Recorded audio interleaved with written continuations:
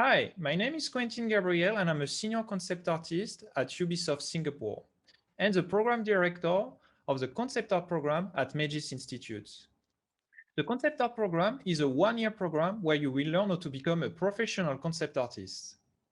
I have organized a series of interviews with the mentors that are going to teach for this program. They will be able to share their journey with you. If you have any questions or suggestions, don't hesitate to let us know in the comment section. Thank you and enjoy.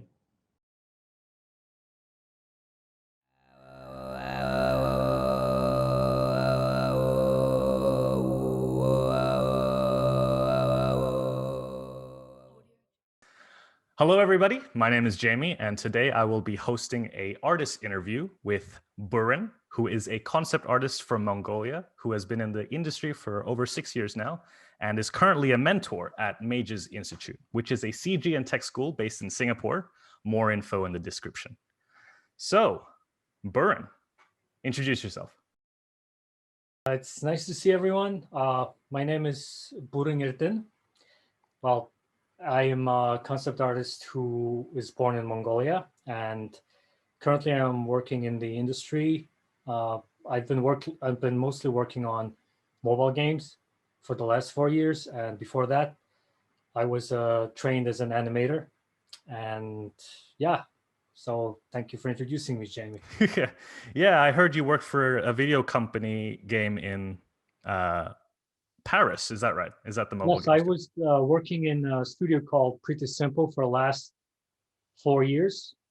Well, recently I have I left my job because I think I've been working in the same company for 4 years, and I think it's perfect time to move on, given what I've learned in the company. And yeah, it was basically crime solving, puzzle looking. It was, I think it was a pretty cool game. I think the main thing about the game was the story was pretty good. And yeah, I worked as an asset artist, background artist, object animator, and yeah, just generally multifaceted work in a way. But it all relates to drawing and concept art and generally developing the game and being part of the whole design team and everything. So.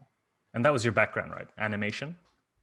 Yes, at first, when I was a kid, I wanted to be an animator, and I did study that, but eventually I realized that animation was kind of very repetitive, and I just, wasn't really exercising my imagination. It wasn't really, not for me, of course. That's when I decided I wanted to become a concept artist, like 6 years ago. Yeah, I'm sure you're not alone in that discovery when it comes to animation.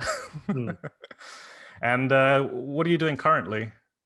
Right now I'm taking a break, and I'm preparing for teaching in the MAGES Institute concept art program. And yes, that's what I'm doing currently, preparing lectures, videos, looking what I can teach and coordinating with the other instructors and coordinating with my program director, and just preparing for this new beginning for me. It's quite exciting. Yes, and that's part of the reason for this video, is to introduce you to the world, I guess. So what is it that you want people to know about you, and particularly, your early career, where you came from, your background? Just have at it. Ooh, okay. Okay. So I'm sure a lot of people don't really have a lot of idea about Mongolia. When you hear Mongolia, I think kids nowadays know, okay, sure, everybody knows the violent history of Genghis Khan and the medieval days and nomads. So some people have quite fascinating image of my people. Some people have the negative stereotype, typical image of my people. And well, from my experience, I'll just tell you how it was, because the reason I lived abroad for many years overseas, I definitely started to see what was different from the other countries more clearly. Okay, so I was born in 1987, and during that time, Mongolia was still a communist state, and you know, everything was run by the state, and there wasn't any huge entertainment industry because, you know, all the plays, books, songs, everything was filtered out by the government aesthetics committee, I would call it. So these people will check, you know, oh, is it in line with the party's politics? Is it in line with everybody's lives? You know, all that stuff.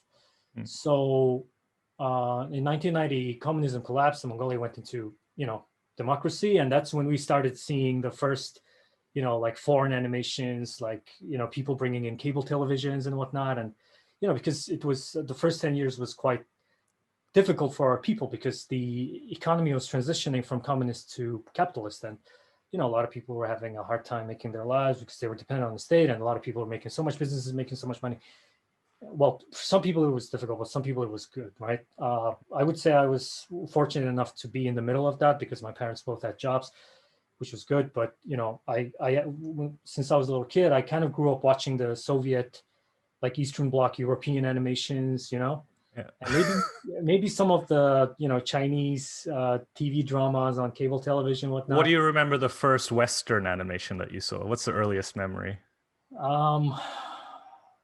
Okay, the very first Western animation I've ever seen as a kid was Mighty Mouse. Okay.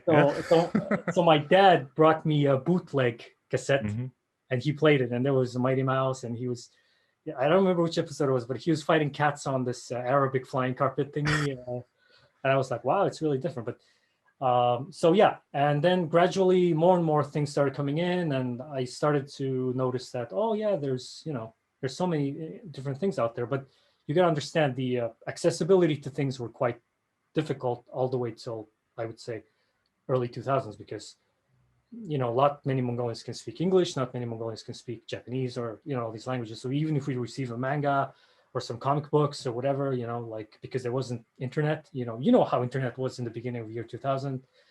So we could just, you know, like, even if I grab a manga book, you know, I can't even read what it says. I can only see the pictures.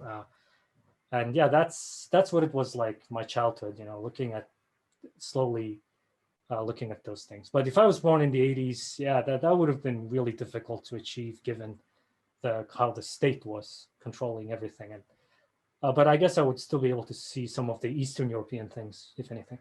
And whenabouts was it when you first sort of set your eyes on a career in art or animation early on? When was this?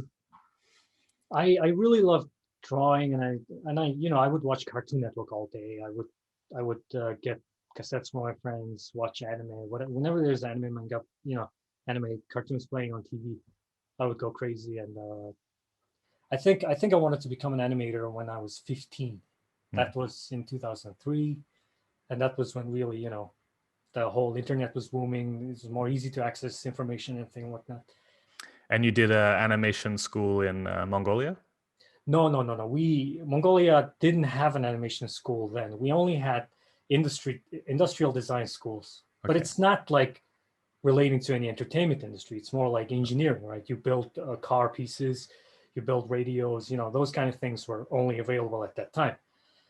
And, so where did you start your educational career? Like, okay, I was taking extra drawing classes when I was in the middle school and high school, and then but it's not like strict school. It's more like how's it called? Like a cram school, maybe. You get there, and teacher will give you assignment, but he doesn't say like, oh, draw the apple. It's not like that. You know, he will say, okay, whatever you like, just draw it and I'll help you finish it, right? So that's when I started drawing all those Cartoon Network characters, the Disney characters, and whatever, right? Just having fun. That was kind of great because I think free space is very important to nurture, especially if you're very young. You know, I would, you know, personal opinion is that it's not too good to like push too much technical things before maybe someone is before 20, you know? Yeah, you got to have fun first before you got to know what you're doing. You got to experiment without any restraint, because once someone interferes too much, it becomes so. My animation education was, I went to Taiwan to study in university in 2005 till 2010. So it was a Taiwanese National University of Arts, and their animation department was just opening. So it was quite experimental because, when you see like American cartoon, there's American style and there's the Japanese. And that's like basically East and West because, a lot of countries take ideas from the Japanese animation style. But one thing interesting was that Taiwanese, they're very politically active people given the situation they're in. But they also tried to kind of, from my point of view, I think they were also trying to do that artistically as well. So I remember that teachers were letting students do whatever they want to do. Like, oh, don't do anime. They didn't care, they could do like, if you want to do it like an oil painting style, do it. If you want to do it in clay, do it like that. And that was so much fun, And that's when because also politically, they're trying to find their own art identity. Maybe their hope is that maybe one of the students in the school will become really good at it. And maybe they will become their next superstar in animation. And maybe that will create their chapter in animation stuff. So that environment helped me see that, it's not just like anime or Disney, it's crazy. You can do whatever, like the computer programs there. Like, and also because, Taiwan is so different from Mongolia and everything, and the culture shock was crazy for me in the first 2 years. And that's when I realized like, oh, it's not just these two, like they can be anything, right? And that kind of opened my viewpoint on artistry and kind of made me more open to so many different variety of things. So I'm quite happy and fortunate to have studied in that environment with those guys. And after you finished your studies in Taiwan, where did you go after that? I further went to Japan to pursue my dream. Yes, as an animator. But because of my so many different variety of experience in Taiwanese university, I thought instead of becoming an animator, I should become like an animation creator, which means not only you animate, you're also able to know all the pipeline of the animation from the inception to, storyboarding, story. Just an art generalist, pretty much. Just all of the animation thing, because most of our assignments were like that, like in 1 year, you need to make 2 short animations. Okay. But you can't repeat the same thing you've done before, like kind of that approach, really. And do you have any animations prepared for us? No, but I put my student works on my YouTube channel, and maybe you can put the link in the description if it's possible. Yes. And how long after this was the decision for you to make the jump to concept instead of the full general? Because it takes so long to finish one animation, like especially if you're one person. And that's when I realized, like, look, if I have to take this long to make one animation, because here's the problem, right? While I'm doing the animations, my brain is still completely running on different wheels at the same time, thinking like, oh my God, I could be drawing like, I don't know, some warrior riding a spider and fighting little goblins in the cave, like these things, right? And I'm also consuming so many different movies, games, and such things. That's when I decided, like doing just animation all the time it's not for my style of brain, and then that's when concept art really blew up around that time. I'm talking about from 2007 till about 2013. That gap, that's when everybody was putting pictures on CG Hub, DeviantArt, conceptart.org. Well, there was Draw Crowd, and then that's when I started to go like, oh my God, this is so crazy. And that's when I started losing. And I now I clearly understand, because of the way I studied so many different styles and creative liberties in that university, I think it kind of fueled into my interest in concept art further, because the possibilities were so crazy. But before I went to Taiwan, in my head, because of the only information I was consuming was like, okay, there's like the Eastern European and Russian and communist style animation. Okay, and then there is the American style, and then there's the Japanese style. But when I was studying in a university, not just those, I also had to look into every country's animation history, right? And Mongolia, of course, had their own little animation studios as well, which was funded by the government and the television. So mostly it was funded by, mostly their topics were mostly fairy tales and things like that. Yes, Mongolia also had an animation industry as well. but it wasn't as big because the population is so small. The market wasn't that great. So, yeah, and like you've got a pretty diverse background, I'd say. You know, growing up in the way you grew up and having studied abroad in Taiwan and trying to work in Japan and all that. So I believe you have quite a unique perspective when it comes to, you know, breaking into the industry and now like working in Europe and stuff like that. So I think, do you have any like anything you want to say, any tips for people maybe in a similar situation to you? You know, I think predominantly Asian artists trying to break in, because I know we've talked previously and you've mentioned the fact that you've been told that it would be very difficult for you to find work internationally, you know, because of issues with visas and stuff like that. Do you have anything you want to say or add, or maybe some tips, I guess? Yeah, definitely. It's just, they're Asian artists. I mean, because, the political arena, it's not because of you, or, there's so many variables that can shape your life and your destiny. I think my only advice I can give you is that first, just do the things you can really achieve, right? Which is get really better at it, work on your art skills, work on your knowledge, because I can't tell you how opportunities come to you, but opportunities do come. And my only advice is that before worrying about getting an opportunity, I would say worry about if you're able to hold the opportunity. Because if you're not ready to hold the opportunity, even if the opportunity comes to you, then you will most likely not do too well, right? So, but if you like do proper preparation for it, like mentally, and just keep researching what's the industry like, and get in touch with people, just ask them how it's like, and then it should work out. And I think eventually, who knows, maybe the international politics might change, if anything, and maybe the industry will shift towards more, Asian market, because I'm sure, like, for example, maybe in China, for example, like the movie market in the game industry is extremely booming, because now basically maybe you are looking at a great opportunity in like 5 to 10 years right next to your door. So it's not all in the West or other countries, because things change all the time. And I would advise young artists to just get really good first. And another advice would be build friendships with your friends and peers who are just starting together, and that's really good, I would say, because at least for me, when I was starting out, because there wasn't any concept artists in Mongolia at all, we only had like classical painting style people. And they wouldn't understand if I'm drawing these Spider-Man characters with small suit and stuff, just sketching. They would say, "Oh, it's so dumb. Why don't you draw your mom and dad and nature and stuff?" But that's not me, right? And riding horses on the plains. Yeah, exactly, dude. If you sell a beautiful horse painting in Mongolia, you will automatically sell it. That's just the culture. Yeah, that would be my advice, I would say. Yeah.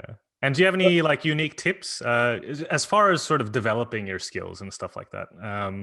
What do you think are most important things that beginners should focus on? Be really honest about what you want. Be really honest about what you want, because what do you really want, right? Why do you like concept art, right? Is it because, there can be so many different reasons, right? You could say, oh, I just want to show off to my friends, right? Or, oh, I want to make this into a work. Or, actually, I just want to use concept art style to make a comic book.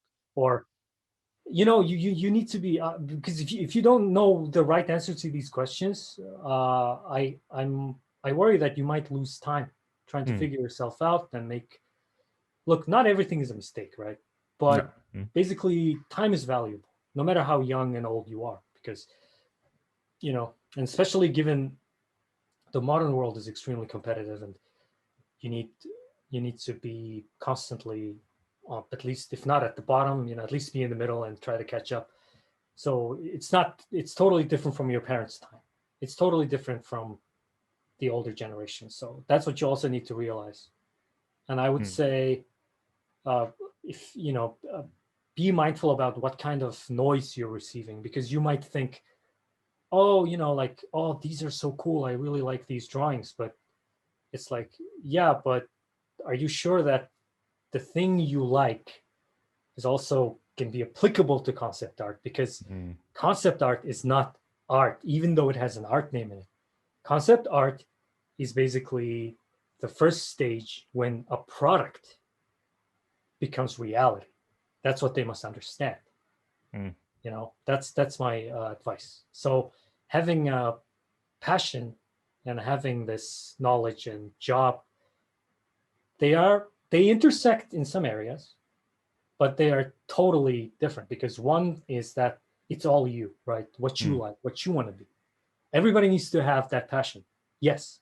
But when you're on work, when you're doing concept art, you're always doing it for someone else. You're always doing it for the next consumers. You're doing it for the clients. So yes, even though you made that, it's basically the purpose of the product will dictate what you are going to do. And that's something that you must be really mindful, because most artists put their personal work online, and most artists really don't show their office work or what they did with the clients on their website. So yeah, you also need to be quite mindful of that. Yes. But they can both overlap. There's no, there's no denying that sometimes it happens. But if you ask me, the real distinct difference between that is this, that from my perspective. Having clear goals, I think is super important, like you said. And, I guess to sum up, having clear goals and avoiding those distractions, it's so easy these days, seeing so much different things being posted online that you get pulled in all sorts of different directions. And, like you say, time is valuable. So, focused time is, I agree, to be like a very important thing. I know that you have some images prepared to show for us. Oh my God, yes. Yes. Okay. I've already explained my background, where I come from, and how much accessibility I had to the entertainment industry of the West and Japan. So I would like to show you my first drawings. Well, I could call it style, but I show a bit of a progression through your career. Because you will definitely see transition. You got to understand, I never had someone telling me what entertainment design is. I never had anyone telling me, oh, you should do it like that. I didn't really have teachers from this side of the industry to guide me at all. So I was mostly doing self-teaching, which was, I wouldn't say detrimental, but because the only problem with self-teaching, from my perspective, of course, is that you don't know if you're making a mistake or if you're doing it all right. But anyways, regardless. So before all the, I'm going to show you just real quick images. It's not going to take too long. These images, Jamie, can you see it?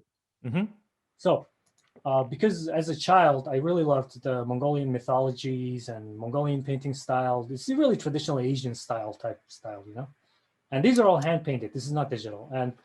And I was learning this style before I decided to go into animation. Oh, there's a horse. Yeah, there's a horse. Yes, I mean, there's a lot more, but this is what I prepared today to show you, like that. Illustrations like these, mostly line drawings. And this was done before or after animation school in Taiwan? This is before and somewhat during it. Okay. Yeah. And after this, let me show you my first transition, because when I went to Taiwan, that's when I started learning digital art. Okay, so that was all. That was all traditional painted on canvas with watercolor, gouache, and tempera, right? Some of them with acrylic. And then eventually, I started, trying to draw in a manga style and trying to, just achieve that fan arts. Obviously, everybody loves doing fan arts. So there's nothing wrong with doing it. It's cool. And because of my animation background, I was doing character design, just seeing like, oh my God, can this be a cool character? Just doing that kind of thing. And you can definitely see this cat is based on Yoda. It's done on marker and pen. This is a Mongolian Puss in the Boots, nationalizing everything. Just doing these characters and, just trying evil and good character. And then I started learning a little bit of concept art in a way, but I didn't know that I was learning concept art. I just thought, oh yeah, this artist is doing this, so I'll just do that, right? Was this self-taught at this point? Yeah, because I really didn't know what I was doing. And yeah, I was, this idea was like really, it's really childish, I would say. Like two planets, got, together, conjoined in space, and now both the alien races are fighting each other on the place that got connected. Uh-huh. And yeah, things like that. I loved Killzone. I never played it, but I would watch the gameplay videos all the time. And yeah, that's when I drew this. It's almost like a fan art in a way, but it's not Killzone, And then, yeah, I used to do freelance illustrations from that point on, just, giving it. There was a bunch of my friends said, oh, can you draw us like this? We want to hang it on our wall. I said, cool, just give me the money, I'll do it. And yeah, that's what I did. These two guys in the middle were friends in my high school. So. And last but not least, the final transition of becoming a concept artist happened. I'm talking, so everything I showed you was from 2005 till 2012, right? From 2012 and from 2015, and this is the final transition. Okay, so yeah, I started doing all these illustration thingies, but I still don't know how to use my program that well, and everything was just 2D. And honestly, I wasn't good at perspective. I didn't know how to use 3D, so it was just all illustrations, But you can clearly see that now I'm starting to get really influenced by concept art and action movies, video games in general. And yeah, I like Asian mythology. I really do. And then that makes sense. Yeah, and then eventually I started doing, like, you can clearly see this was inspired by Evangelion. The idea was that these two couples are reading a comic book, and that's their imagination happening behind them in a way. Right? Still illustration, perspective's totally off. It's terrible. And then I started doing, like learning, like, oh yeah, perspective's important, fundamentals are important. Then I started practicing and doing all that stuff. This is from 2014. Like I did each sketch in 45 minutes. Things like that. And then I started doing live drawings on digital, and this is my self-portrait. Yeah, that's it. Like, this is how it all went down. And eventually on 2015, when I finally decided fully to stop doing animations, I decided to study in FCD, which was the one of the Asian school that was close to me geographically. So, and also I could afford that. And that's when I studied there for 2 years, and then I finished my final transition of learning the most important fundamentals and theories and skills. Yeah, and to wrap up between that time to today, and it was the job in Paris, and now you are an art mentor at MAGES Institute. Yes. Yeah. So could you talk a little bit about that and like what it is that you, as a mentor, do for the program? Yeah, basically my job is to give the students a proper approach that is accepted. And you got to understand, it's not a personal way of teaching or working. It's tried and true, tested way of working in the industry. And it's not just me, it's also the other mentors are bringing in, because all of us are at least have a couple of years working in the industry, and so that will be my job. And I will be picking different topics whenever my call of duty arrives, which of course my program director will decide what I need to teach the students, but I will try to do my best to tell them everything given on my experience, of course. Yes. And also, you got to understand that having this many different mentors in the program is extremely beneficial, because all of us are very different. Yeah. And different perspectives, offers a lot of value. Different experiences, good or bad. So it's not just me, it's the other guys too. They will bring their own. So, the benefit is that you will get to learn from so many different people. Because here's why: you might say, well, I'm not gonna work in, I don't know, let's say this A company. I want to go into B company, right? But you gotta understand that, yeah, but sometimes maybe the B company will change their style into the A company eventually. You know, things change. So I would say learning from everybody and just learning the thing that you need from them is a privilege, I would say, because sometimes you might get only stuck with one mentor. You know, so I would say learning with multiple mentors is pretty good. And yeah, I'm just one of that. And but you know, my experience is pretty unique. I come from a pretty strange background, so that also gave me the point of view and experience of what I was doing wrong, what I was doing right, and I would say having a mentor is extremely beneficial because I clearly know, like, if I had a mentor when I was just starting out, when I was like 22 years old, just doing digital painting and things, I think I would have developed way faster than just trying to learn it on my own, you know? Yes. And that students must understand that, yeah, like you having passion is good. You having the drive is great. But if you're only doing it alone, you're not going to know what you're, you know, making right or wrong. Of course, there's no right and wrong, some might argue, given in the situation. But if you do Call of Duty style drawings in a World of Warcraft game, you know, like that kind of, yeah, they're both good, but there's always a time and a place for anything. That's my message. So I will try to teach the best I can, and just like Jamie asked, and that's my role in this program. Yes. And yeah, before we wrap up, is there anything else you want to say? Yeah, I would say like be curious and be very information hungry, especially if you have decided to go into this industry, and keep practicing, keep learning, always, and do not let your ego get in front of you, which is, oh my God, if I show this to him, if he says it sucks, then I don't want, you know, like that happens a lot to everyone. Everybody goes through this, but you're gonna understand, you know, you gotta separate your mind from your personal work and the job, which will be concept art, you know, because concept art is a job industry. Yeah. Even though it's artistic, it's still a job industry. Of course. You're not going to do concept art for free. I hope you're not, because you know what I mean, right? So yes. Yeah, just look, this is what I want to say to the young students, if anything. You might show your personal work and somebody say, oh, it's terrible. Yeah, if it's your personal work, then you can do whatever you want. Don't confuse that.